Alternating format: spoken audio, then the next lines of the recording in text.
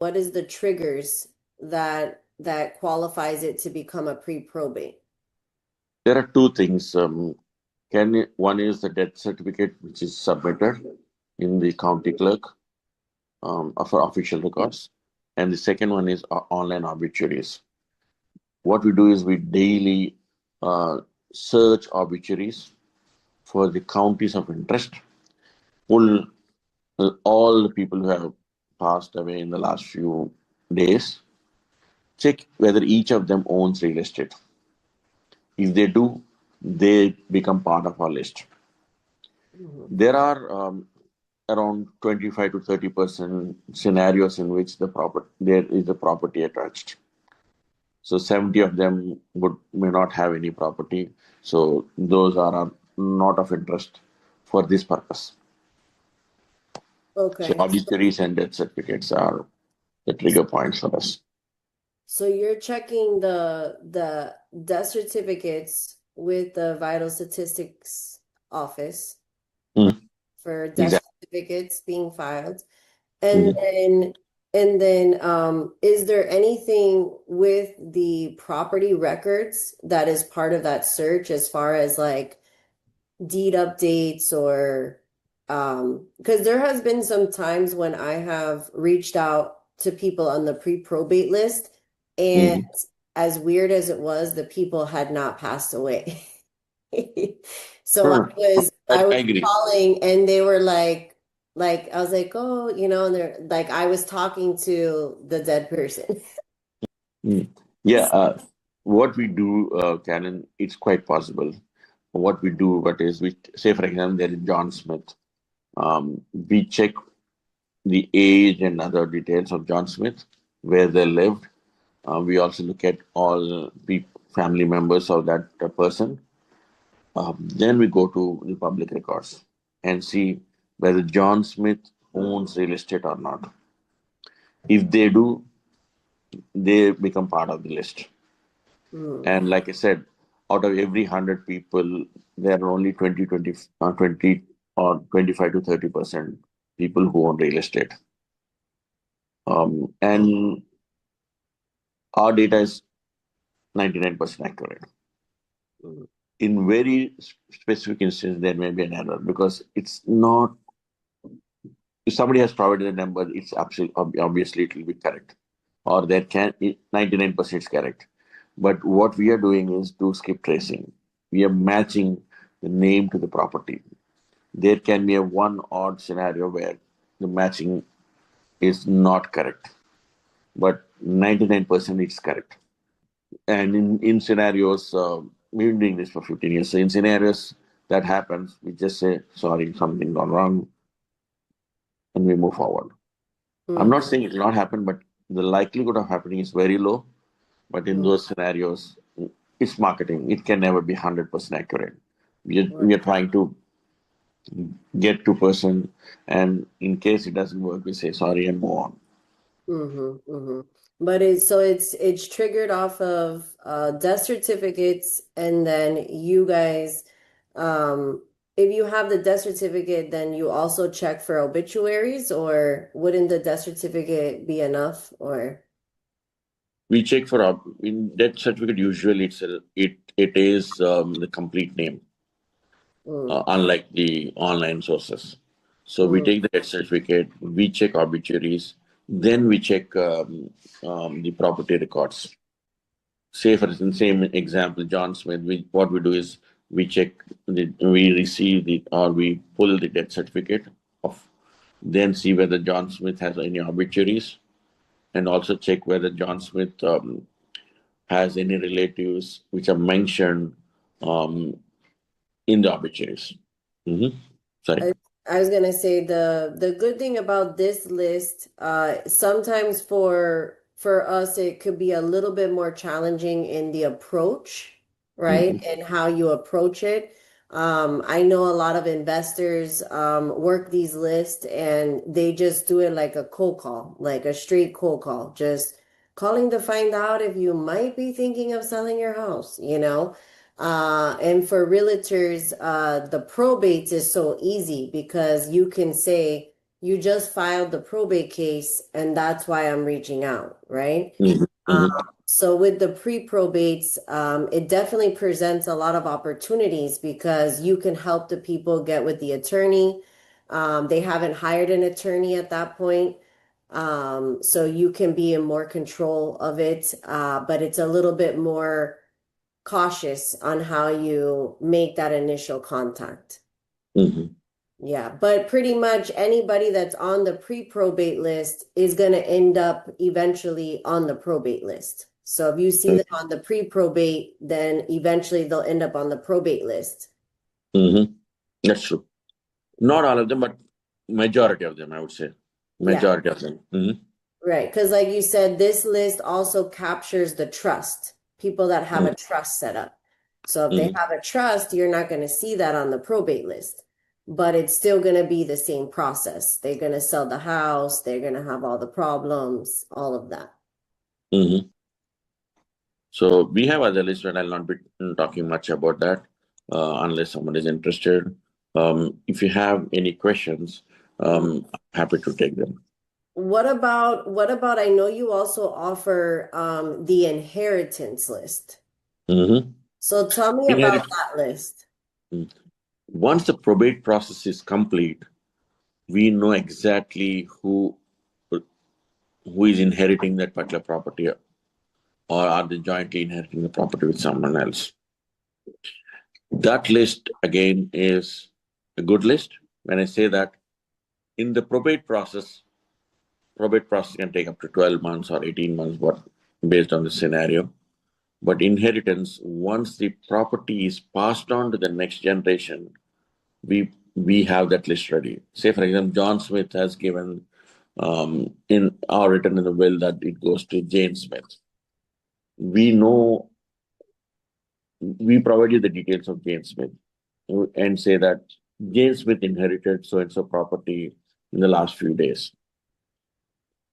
And especially in the inheritance scenario, if the person lives in the same area, he or she may not sell the property. But if they are out of state or out of the city, in most scenarios, they are likely to sell the property in the next few months. And someone living in Atlanta may have inherited property in Broward County. The person may not be there to sell the property and do whatever documentation, other things. So they really need help and they want to move fast. In those scenarios, they may be willing to take a hit of say 10,000, 50,000 below the market, but they want things to be done quick and they want all the little help one can provide. Like, for example, buying as is or um, helping in removals, helping them in minor documentation work with the county, and so on. So, Mhm. if one who is prepared to do these small favors, it's really good and it helps the family as well. It's Yeah. something give and take. Achu, would you mind to unshare your screen so we could see your Mm. beautiful face on the screen? Okay. Yeah, Uh, I want to ask you some questions, and if you guys have a questions for Achu, put them in the chat. Let's take advantage of this time while we have a lead provider here that can answer questions for us. So just before we leave the inheritance list, so what is that trigger? So the inheritance list is created based off of once the property has been transferred over into the heirs' names. exactly. So when the deed is updated and the deed now went from the estate of, right? Because when the person maybe hasn't filed probate, they just passed away, it's in their name. Then when it goes to probate, it says the estate of sometimes. And Exactly. then it transfers over into like four brothers and sisters' names.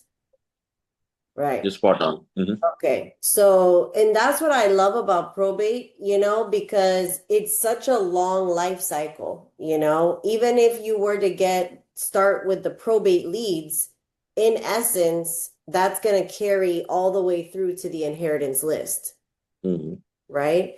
Yeah, Because that's it's going to go through all those stages, pre-probate, probate, and then the inheritance list. But I'm assuming I've never subscribed to the inheritance list. But do you give at that point, you're giving all the heirs of the property, or are you just giving one? Carolyn, you can choose. Usually, we give all of them. Um, and some people would say give the main one.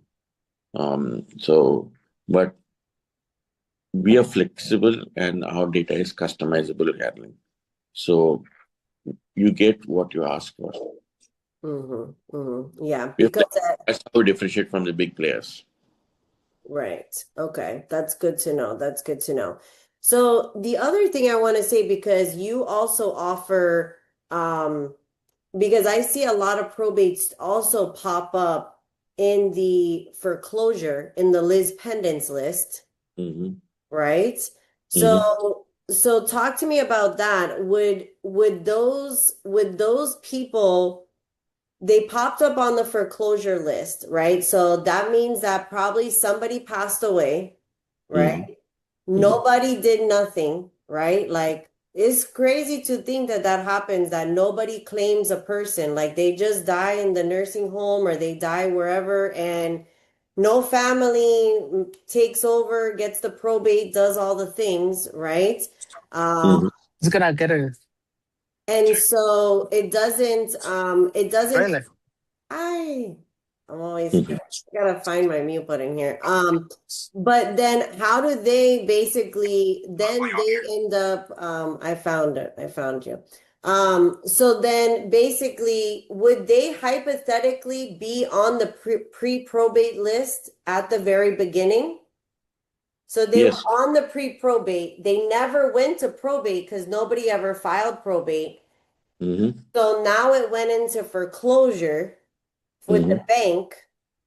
You Mm-hmm. know, you somehow get somebody on the phone, they say, "Oh, I don't even know. That was my uncle's house. He passed away in Florida. I don't know nothing about it." And now all of a sudden you have a probate on a foreclosure list. Exactly. What we call is also do stacking. We can do is any respondent property, check whether it's inherited, whether it's a probate or it's a divorce or whatever. So, like you said, yes, they have not known that someone passed away, and the property gets behind on taxes. They go to tax deal sales or tax lien sale, and in some cases, become if there is a mortgage associated, they become part of the list pendants and foreclosure auctions. Right. So It's a you long journey. Everything is associated. right. But am I right? Am I thinking that they would always pop first on that pre-probate list? Exactly. They always pop on the pre-probate list, irrespective of whichever way the property moves to the next generation, Yeah.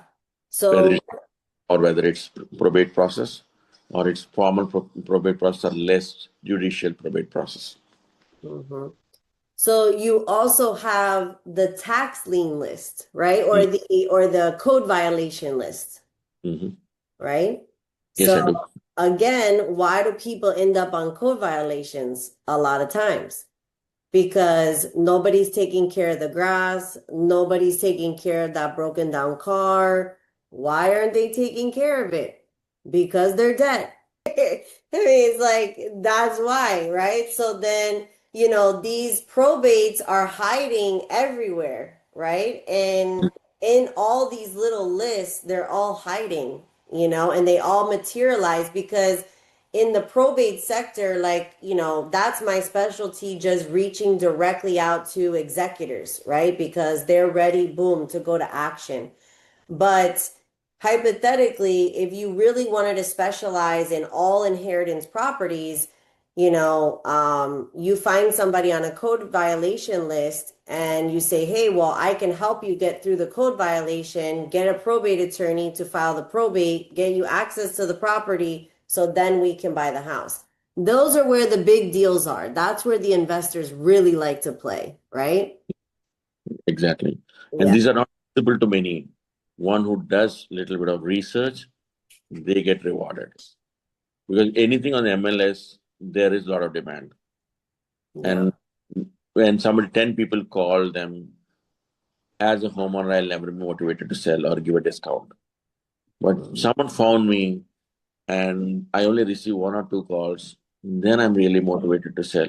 Let me get deal done with these two people. Otherwise, if it's on MLS, they may receive 10 offers. If it's not on MLS, we get one or two offers only.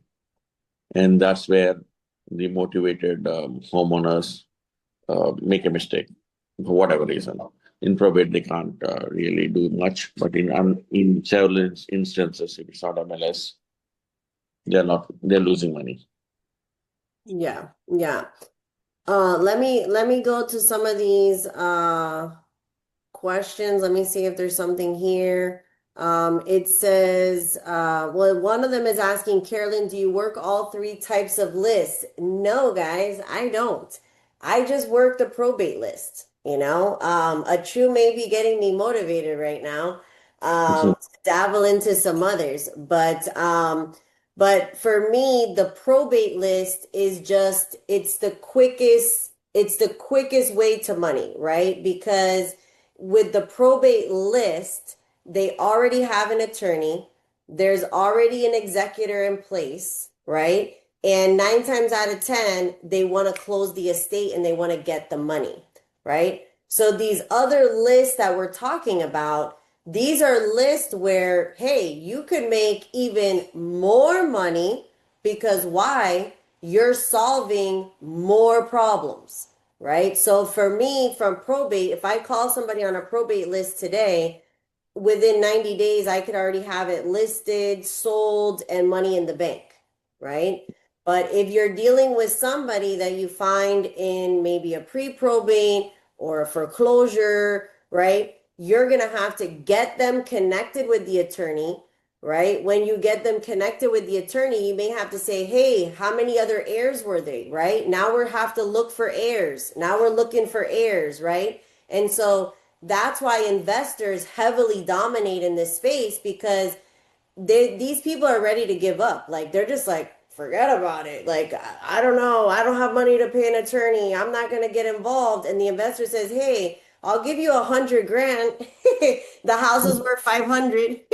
I'll give you 100 grand and I'll deal with all this. I'll find all your heirs. I'll get the attorney to do it for you. I'll pay for your probate. How about that? I will pay for your probate, right? Because the investor is about to make 5x return on what he invests on putting the deal together, right? So 100% realtors can get involved at that level, but you're having to go a little bit deeper than the average probate deal, you know? I'm like the pre-probates I'm liking. I just gotta find a nice way to reach out to the people without saying, oh, I'm just randomly calling, you know, to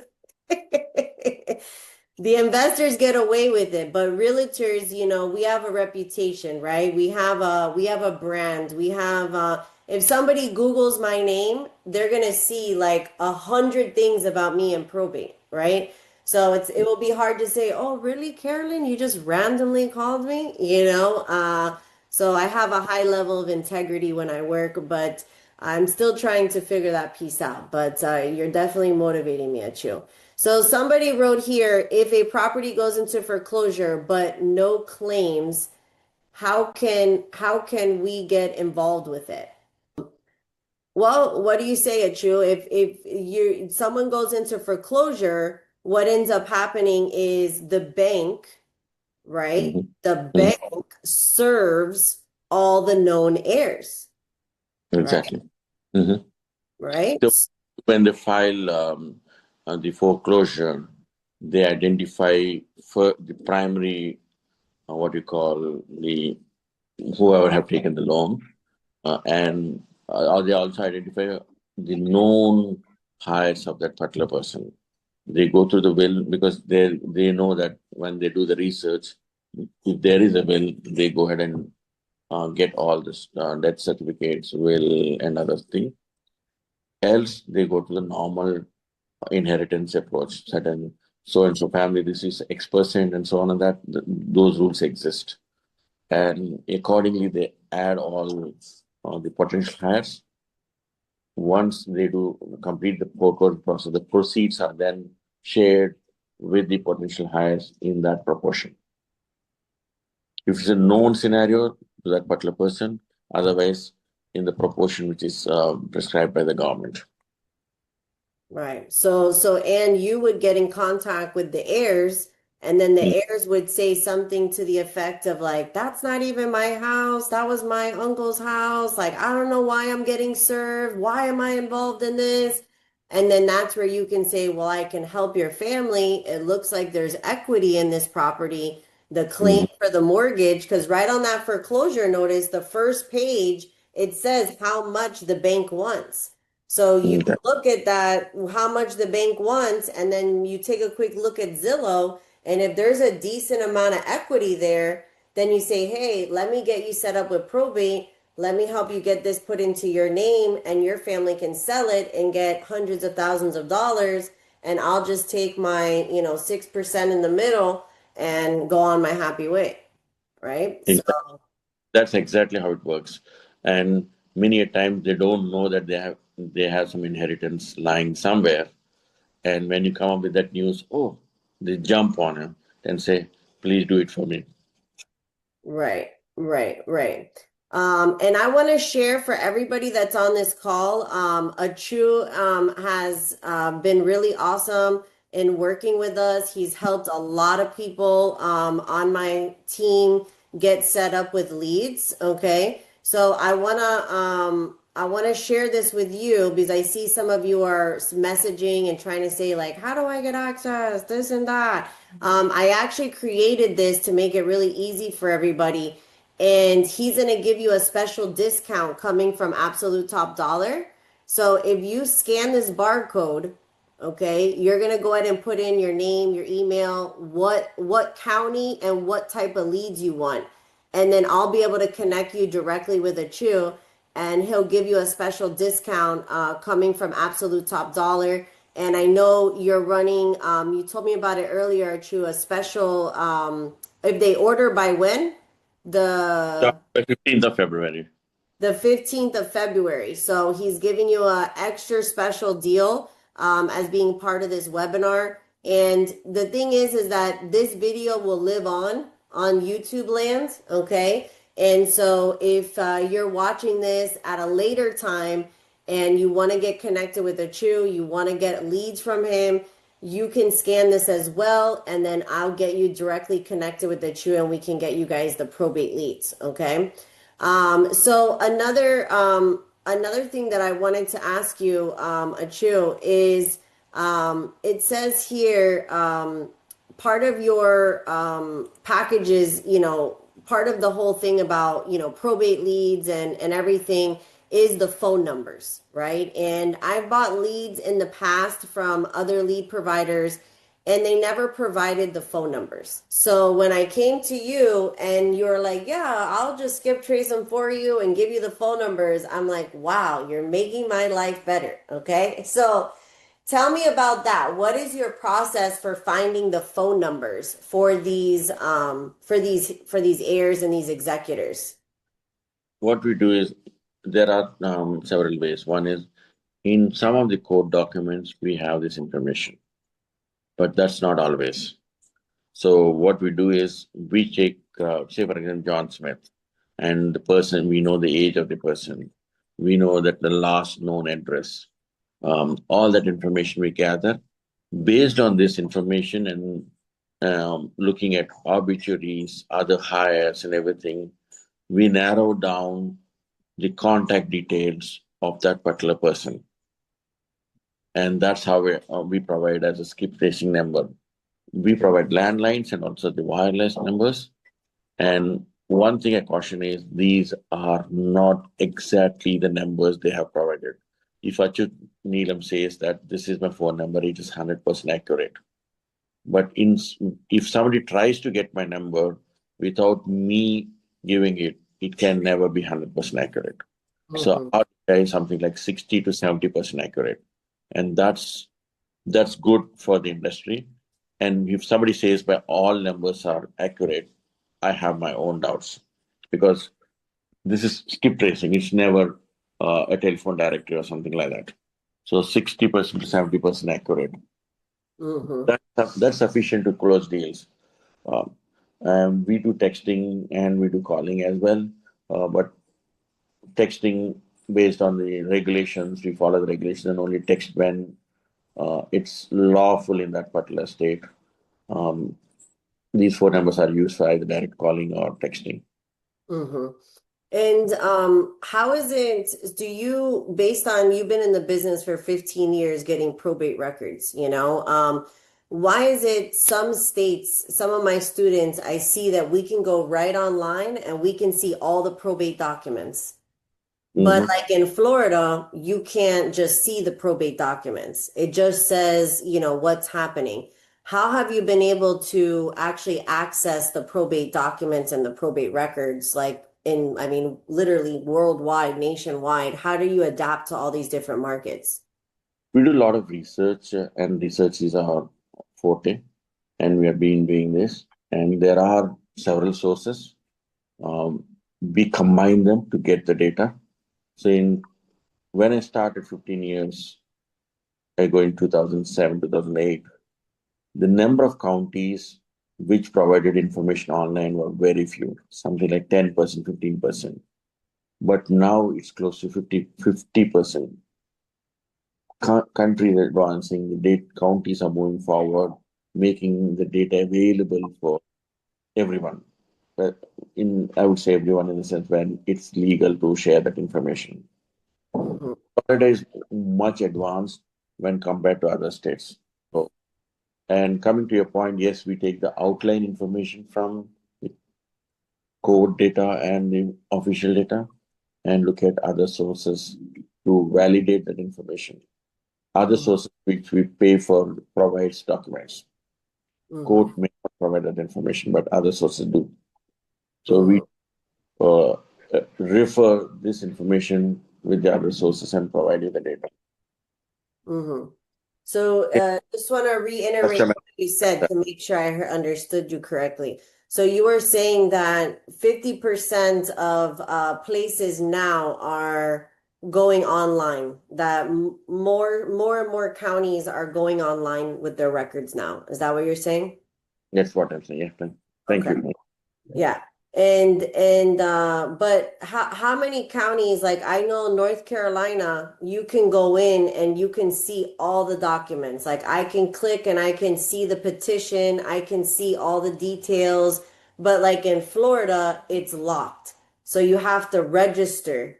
If you Mhm. want to get access to that particular case, you have to register with them to go ahead and get access to the case. Um, Exactly. And many a times it's free as well. Sometimes we pay a nominal fee, but many a times it's free. It's free, yeah. And so are you able to do most of this online, or you have to have people local that go to the courthouses? We do mostly online because of our limitation. If you are, we pull data when it's online only. In some cases, we work with other agencies to get that information, but online counties are our special offer, and we can do good deals on online data. Hmm. So, like in Florida, how do you get that online? I'm not gonna go online. I'm not doing this myself at you, trust me. But I'm just saying how, because when I go to the county and when I've gone, they say you have to register, but you get access to just that one case. If I wanted to get the cases, like all the information, I have to go there. They tell me they will print it out for me on a paper, or I can take pictures of the computer screen, what was there a process that you have to do to be able to be registered to get the online information? Not really. For example, if one has to search for, say, for example, Pinellas County, Florida. I would search for official sites, property appraiser websites, county clerk websites, and register there.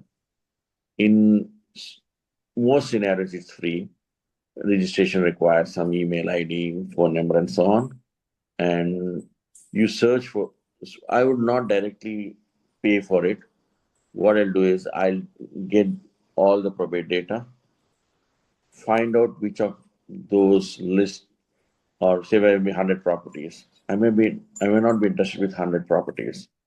Based on the basic information like bed, bath, um, so on, area and other things, year built and other things, I'll narrow my list to 10 or 5 or whatever it is. I go register online and get those 5 or 10 documents only. The 100, because I'm not going to do anything with the remaining 95 because it's not my area or set of properties which meet my investment criteria or my listing criteria. So, and then I register, search for that particular document or based on the document ID and category, and get a copy of it in case you are interested in looking at further details. But Mm-hmm. the headline which you provide should, in most scenarios, be sufficient for you to make a decision to move forward or not. If you Mm-hmm. want to get further details, that's when I would pay the $3 or $2 and get that additional document. We don't provide the document, but we give you all the headline information that so and so Jane Smith, John Smith, and the property address, the mailing address, potential hires, and so on and so forth. Mm-hmm. Mm-hmm. If So, of interest, then you buy the documents. Otherwise, we don't. okay. So if I understood you, you're saying that the way that you do it is you're pulling from multiple sources. So hypothetically, like at that pre-probate lead, you're getting it starts with the death certificate, Mm-hmm. right? Then the Mm-hmm. death certificate, you're filtering it through the property records, Mm-hmm. right? And then now you have the name of the decedent, Mm-hmm. right? So Mm-hmm. then you can now search for the name, right? Because Exactly. through the names, that's how you can pull up the records, Mm-hmm. right? So you're basically Mm-hmm. John Smith, so and so person. We verify who are potential hires, spouse details, and based on all that, we say this is the person who is deceased, and this is the property, and we do that matching. yeah, wow. Yeah, that's intense. And you provide leads in how many states at you? We cover pre-probate. We have in every county, all the 3,000 counties we can provide. Like I said, something like 50% of the US counties have data online, and we can provide data from 50% of the counties. Okay. But if you want to know, just email and say, do you provide data in this particular county? We would research and say whether we can or not. In case we can, what we do is we provide you a free sample. You can Mm-hmm. receive, and then if you're happy, then we can move forward. Okay. Okay.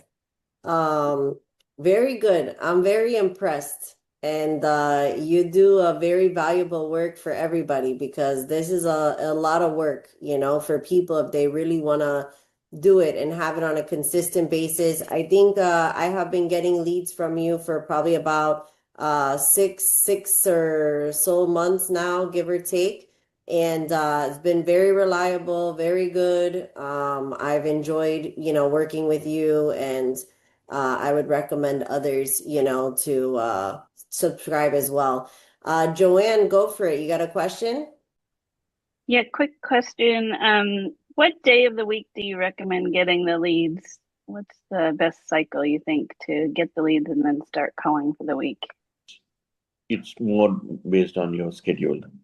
If you want to work it on Monday, I would say get it on Friday, do some homework, and start calling on Monday. We are flexible.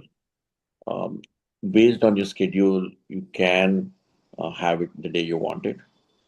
because I may send you date on Monday, but you may not be working on it till Friday. I would rather take the date on Thursday rather get it on Monday. I'm flexible, so you can choose the way you want, and I would say absolutely as per your schedule. Somebody Thank asked here, thank you, Joanne, for the question. Somebody asked, do you limit the amount of probate records? Because there are companies out there that they sell you the package and they say, we will give you 25 leads a week. And maybe in that county, they're filing 50 leads a week. Are you providing all the leads that are being filed, or are you limiting how many leads per week that you give out to subscribers? Thank you. That's a good question. We charge per record, Caroline. So if they're 100, we say they're 100. If somebody inquires, we say they're 100 records. 100 records cost so and so. Would you like to move forward? I know some companies limit to 25, 20, and so on, but there is no limit. You can buy 10. You can limit yourself saying that I only need 10, or you can say that I need everything available in that county. We are flexible because we have a record. Thank you Yeah. for the. Hmm? Because the way you do your records, I like the way you do your packages is you say, you buy 3,000 leads, 2,000 leads, 5,000 leads. And so you just keep giving us all the leads until we hit that maximum. And then Exactly. once we hit the max, we renew our package. So if, Broward County gets 50 leads that week, you're giving me all 50. Mm-hmm. That's true. And we keep track of that. For if you are paid 500, we say 50 is used credit. You the next month can be 40, and so on and so forth until you complete that whatever you paid for. We keep filling that data list, and once you complete that, then we take payment again, and then move forward again. So in that sense, like you mentioned, whatever is available, you'll receive it. Mm-hmm. Yeah. So if you wanted to do the Ultra Max probate experience, you would do pre-probate, probate, and inheritance. You can do that. Right? Because then every week you would be getting people that just passed away, have not even filed probate. You'd be getting people that have filed probate. And then you would be getting people that have already got the property in their name. And probably most of America has stopped calling them because they're like, the heck with those people. They're never going to do anything. Because there are people that literally, no matter what, they want to wait until the property is fully in the beneficiaries' names, and then they want to start working in the house, you know? But by that time, most cold callers, most prospectors have forgotten about them, you know? Maybe most cold callers, I think if they call every week, they maybe call once or twice, and then they go away to the next leads, right? So if you guys want to be a go-getter, get all three and layer them up. Hey, And and two, you could do the foreclosures, right? mhm, Right? But in my opinion, the pre-probate would catch them all for the most part. Except exactly. except at the pre-probate, would we have the heirs information?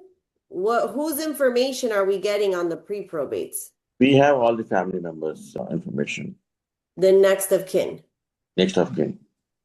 So based on the death certificate, you're gonna get the next of kin, which Exactly. which would be the same thing that the mortgage company would be getting, no? Exactly. In case there's no will and mortgage company has to move forward, that's exactly what they do. Yeah, yeah, John Smith, Jane Smith, or Jack Smith, or whatever. yeah.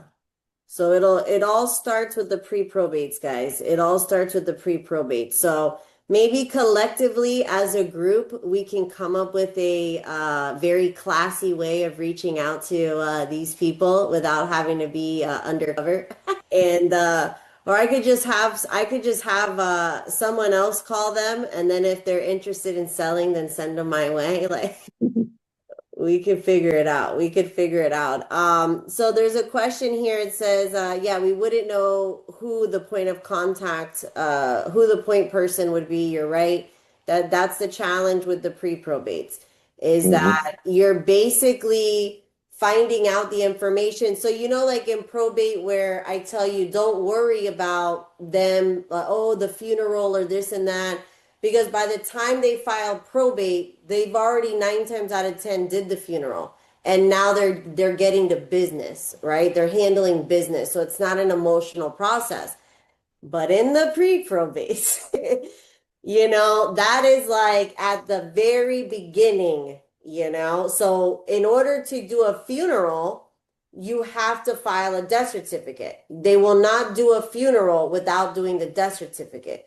So you have to get a death certificate to do a funeral. So basically, based on Atchu's guidance on this, as soon as you get filed the death certificate, his team is going now and looking for property records that are associated with that death certificate. And then boom, the next week, your set of leads, now you've got this person sitting in your desk, right? Yeah, So, right? So there exactly. can be a very high chance that you are contacting the family at a vulnerable period, right? They haven't even reached out to an attorney. Like this is all just happening. So it becomes a touchy time, right? To make that contact. Do you have any advice, Achu? I'm doing this for so long. What is your recommendations of reaching out to pre-probates? What most investors do is they don't call them; they just send a postcard. Mm-hmm. We heard something so and so. If you need any help in the area, I'm there. And I've been doing this for quite some time. Um, Feel free to reach out to me. Mm-hmm. Mm-hmm. So do they address the circumstance? They address the circumstance, yes. They say They we heard so and so, we know that so and so happened. I'm a local realtor. I know the area well. If you need any help with the property, I'm there at a short notice. so they ask the question in the pre-probate, who would you send the card to? I'll send it to the heirs, or in case if there is a spouse, we send it to the spouse, else to the potential heirs, the family members. We say for John Smith, we know that based on the obituaries that uh, James Smith is the son, or so and so is the daughter. Julie Smith is the daughter. We address them. Yeah. So in the pre-probates, you're getting the relationships. Exactly. We give you a relationship, the spouse or the son, the daughter, whatever. Right, right. Yeah.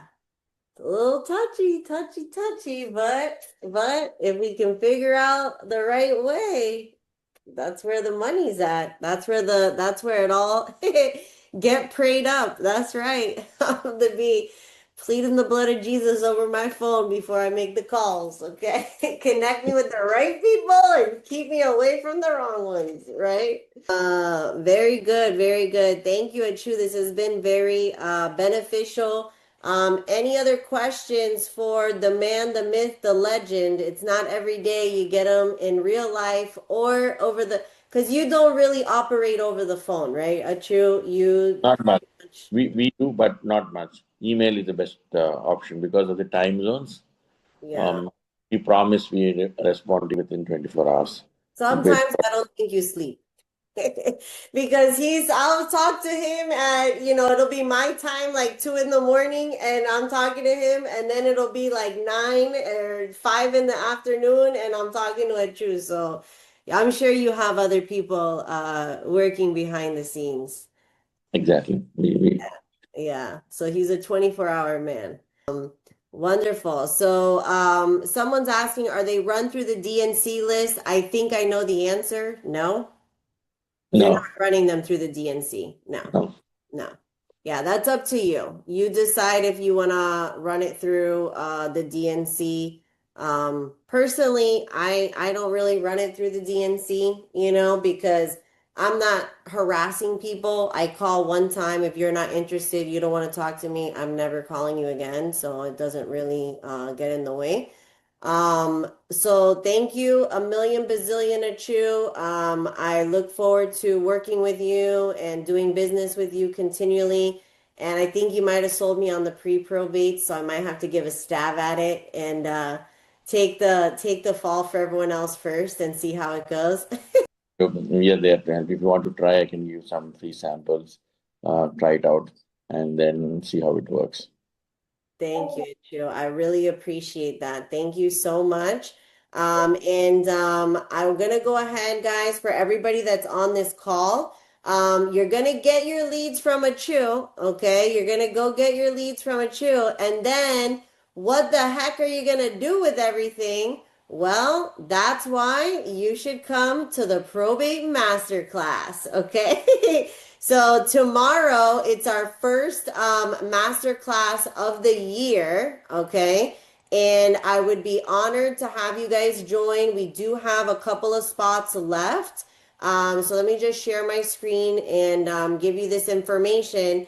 You're going to get your probate leads. That's great. We need the leads. You can't get the deal without the leads, okay? This is a 4-hour probate master class, okay? So if you can handle 4 hours of Carolyn, that's the question, okay? Because I am going to be like it's like a fire hose sprayed at you of probate, okay? And this is going to be starting from very beginning. What is the probate and trust basics? What do you need to know about probate and trust basics? Getting the call, not just going to talk about cold calls. Yes, that is my preferred method. That is the method that I've made majority of my money. But I'm going to share with you all the ways that you can reach out to these leads, okay? And all the ways that you can do it. Then once you actually get the lead, right? How do you convert it? What is the sales process of actually converting these leads, right? And then once we convert it and we actually get the deal and they sign the listing paperwork, then what does it look like to actually physically be a probate realtor? Okay. And what does that sales process look like? Setting up with the beneficiaries, getting set up with the title, reaching out to the probate attorney, selling a property that's going through probate. How are you organizing that with the other realtors that are bringing buyers to your deal? How do you navigate all that? So I'm going to be bringing you literally from beginning to end, and then we're going to deep dive on 2 probate deals where I'm going to show you the cold call, the phone consultation, the listing paperwork, the HUD statement. What was the problem? How did we overcome it, right? And then this also includes a one-on-one with me where you can ask me any questions from the masterclass and then also be able to help you put this in place in your marketplace, okay? What you need to do to take all the information you learn from the masterclass and put it into practice, okay? So if you're down like Charlie Brown, it's happening tomorrow, 12 to 4. You can scan the QR code here. This is how you register, okay? And you can go ahead. There's still availability. It's tomorrow, 12 to 4. It is going to be recorded. So you will have the recording afterwards that you can reference back to, okay? And it's amazing, okay? I really try to go above and beyond in my trainings and really get really informative into details. And you guys will be blessed and highly favored. If probate is something you want to add into your business, this will be your go-to, okay? And as always, if you want to book a call with me, guys, you want to join my team, you want to work with me in eXp Realty, you want to join Absolute Top Dollar Coaching, you're like, Carolyn, let's go, I'm ready to go. then that's my booking link right there. Book a one-on-one with me. We'll talk about your market. We'll see if it's a good fit.